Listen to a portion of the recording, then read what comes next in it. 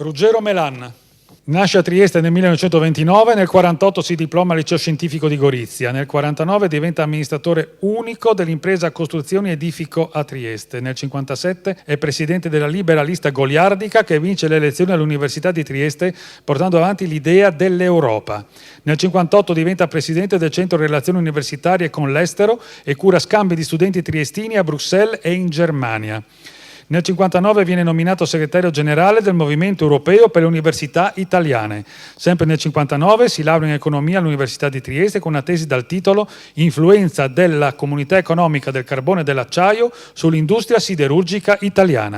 Nel 1961 vince il concorso della Comunità Economica Europea e viene nominato assistente del direttore Luzzato Fegiz nella direzione esteri, dove svolge lavori di coordinamento sui prodotti di base. Nel 1963 viene nominato amministratore principale nella direzione concorrenza per il controllo CECA per il settore acciaio.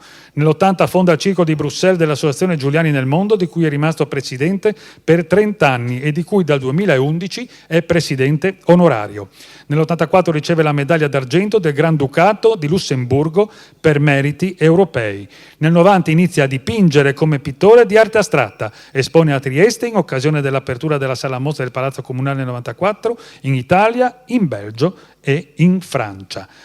La motivazione è la seguente: per aver dato lustro alla comunità dei Giuliani in Belgio e di riflesso alla comunità regionale del Friuli Venezia Giulia con la sua ultradecennale attività di dirigente nelle istituzioni europee e per aver fornito un importante contributo alla promozione delle tradizioni e della cultura dei Giuliani in Belgio, al rafforzamento dei rapporti tra la sua terra d'origine e il suo paese di adozione, nella qualità di fondatore e per 30 anni di presidente del Circolo Giuliano di Bruxelles.